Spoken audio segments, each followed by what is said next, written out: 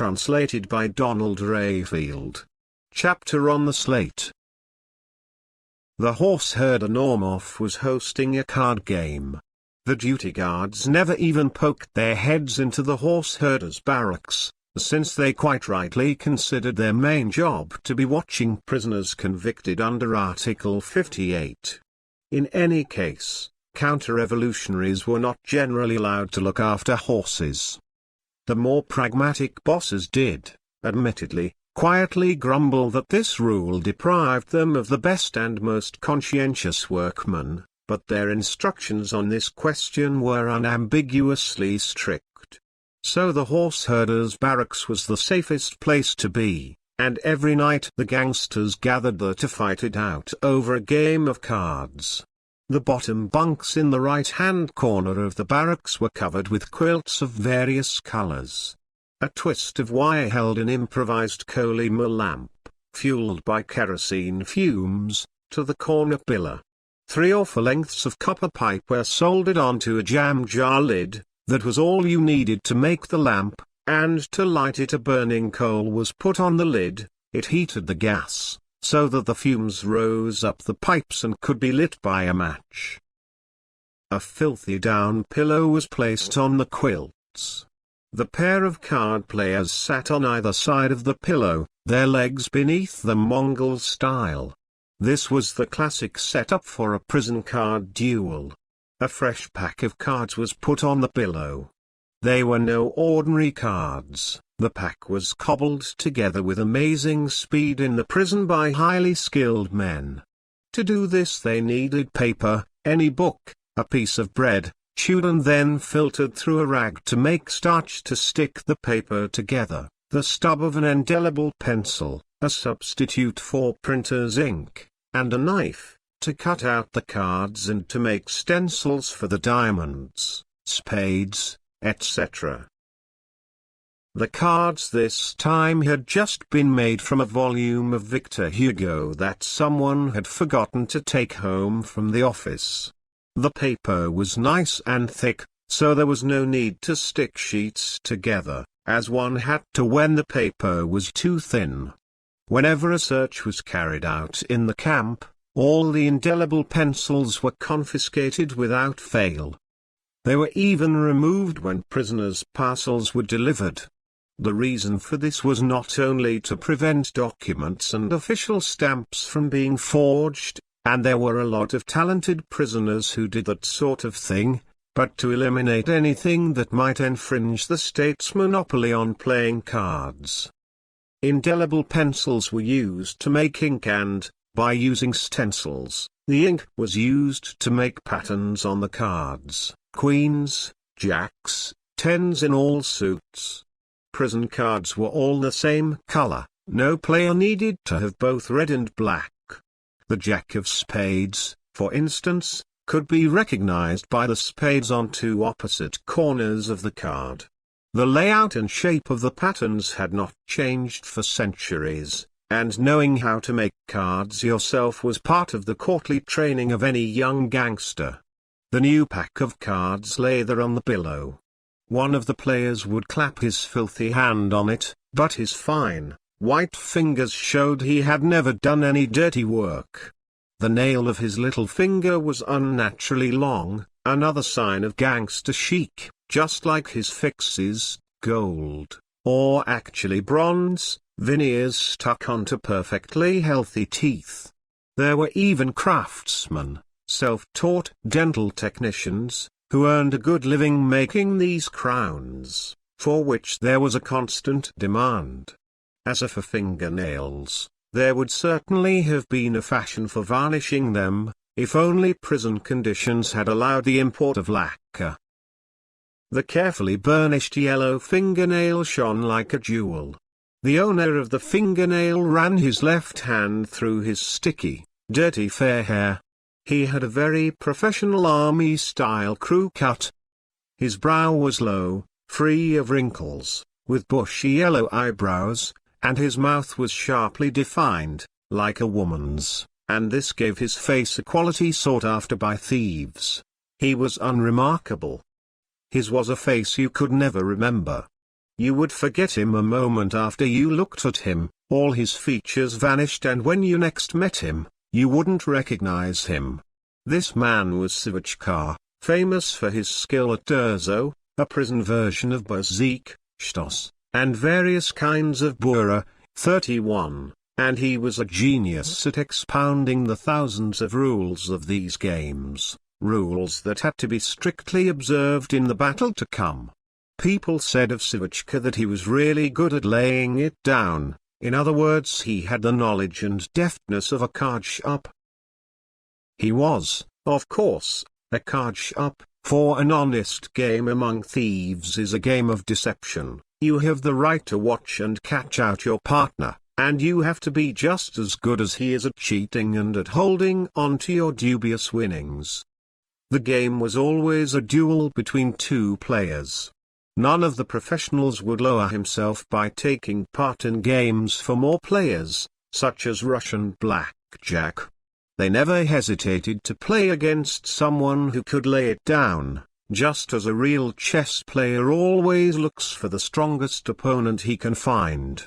Sivachka's partner was Normov, the foreman of the horse herders. He was older, not that anyone knew Sivachka's age, 20, 30, 40.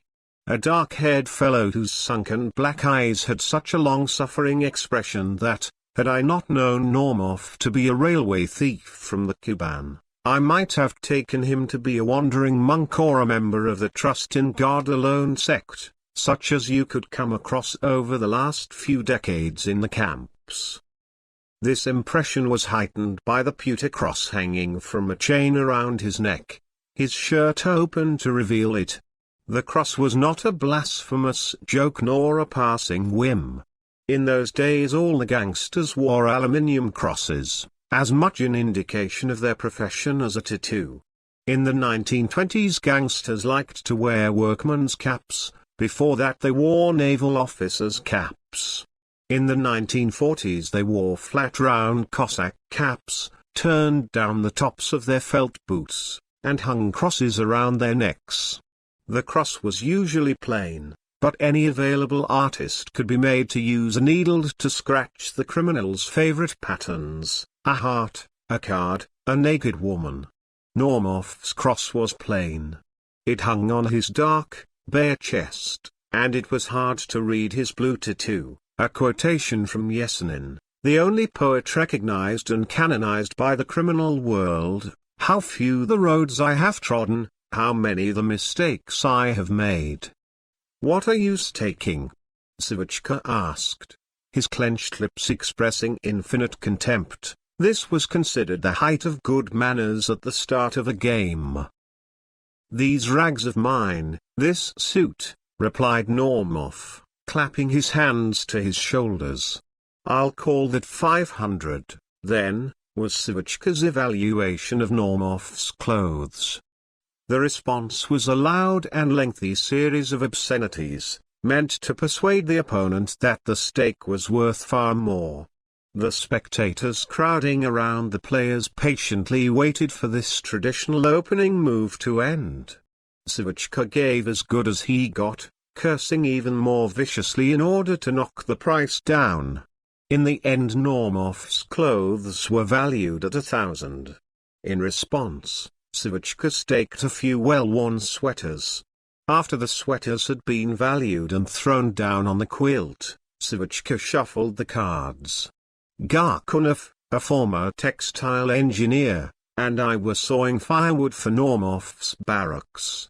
This was moonlighting.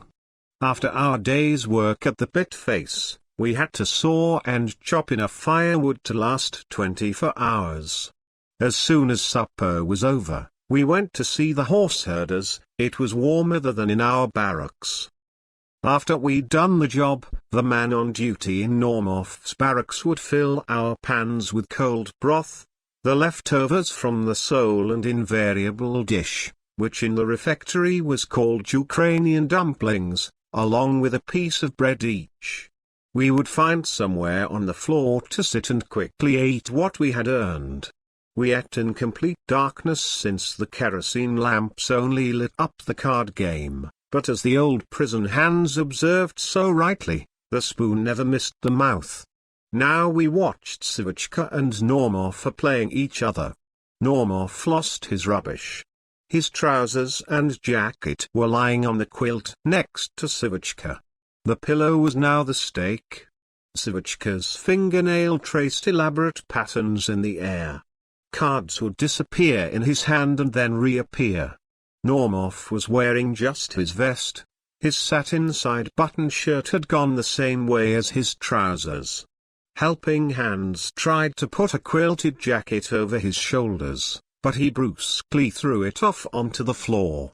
Suddenly there was a silence. Sivachka slowly brushed the pillow with his fingernail. "I'll take the quilt," said Normov. His voice was hoarse.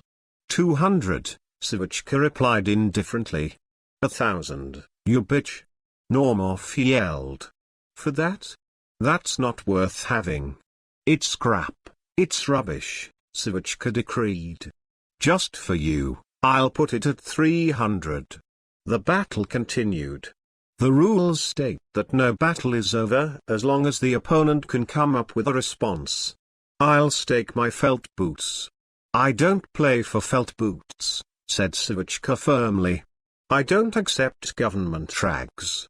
A Ukrainian rug decorated with roosters, a cigarette case with Gogol's face embossed on it, both valued at a few rubles, were lost, like everything else, to Sivachka.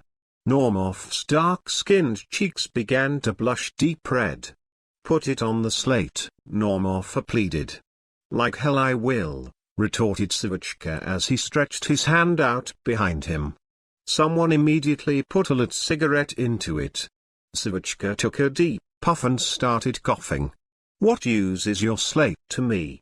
There isn't going to be another batch of prisoners, so where will you get the money? From the guards, I suppose?" Agreeing to gamble on the slate, that is, on credit, was an optional favor according to the rules, but Sivachka didn't want to rub Normov's nose in it or deprive him of any chance of recuperating his losses. "I stake 100, he said slowly. "I give you an hour's credit." "Give me a card," said Normov, adjusting his cross as he sat down. He won back the quilt, the pillow, and his trousers, and then lost everything again. "Let's brew up some chifa," said Sivachka as he put away his winnings in a big fiber suitcase. "I'll wait." "Brew it up, boys," said Normov. They meant that amazing northern drink chifa, very strong tea made by brewing more than 2 ounces of tea in a small mug. This makes an extremely bitter drink, gulped down with the help of salted fish. It keeps you awake, so it is highly valued by gangsters and by long-distance truck drivers in the north. Chifa must have a very bad effect on the heart, but I have known people addicted to it for many years who suffered almost no side effects. When the mug was handed to him, Sivachka took a sip. Normov looked around at everyone, his gaze grim and dark. He was disheveled. When he caught sight of me, he fixed me with a stare. A thought flashed in Normov's brain. "You there, come up here." I came into the light. "Take off your padded jacket." There was no mistaking his intentions, and everyone was interested to see what would come of Normov's idea. All I had under my padded jacket was prisoner's linen. The tunic had been issued about 2 years ago, and it was falling apart. I put my jacket back on. "Then you come here," said Normov, pointing at Garkunov. Garkunov took off his padded jacket. His face turned white. He was wearing a woolen sweater under his filthy shirt. The sweater was the last thing his wife had passed to him before he was sent off to the far north, and I knew how carefully Garkunov looked after it. He washed it when in the bathhouse, dried it on his body, and never let go of it for a minute. A woolen sweater would have immediately been stolen by his fellow prisoners. "Go on, take it off," said Normov. Sivachka made an approving gesture with his finger. Woolen garments were highly valued. If he had the wool sweater laundered and then had the lice steamed out of it, he could wear it himself. It had a nice pattern. "I'm not taking it off," gasped Garkunov. "You'll have to flay me first." Men hurled themselves at him and threw him to the floor. "He's biting," someone shouted. Garkunov slowly got up and used his sleeve to wipe the blood off his face. Right then Sashka, the same Sashka, Normov's duty orderly, who had an hour ago given Nuz soup for sawing the wood, squatted down and snatched something from the top of his felt boot. Then he moved his arm toward Garkunov. Garkunov gave a sobbing gasp and then slumped down onto his side. "Did you have to do that?" Savachka yelled. In the flickering light of the kerosene lamp you could see Garkunov's face draining of color. Sashka stretched out the dead man's arms, tore the shirt open, and pulled the sweater off over his head. The sweater was red, so you could hardly see the blood stains. Savachka, carefully avoiding getting his fingers dirty, put the sweater away in his suitcase. The game was over, and I could go home. Now I had to find someone else to saw firewood with me.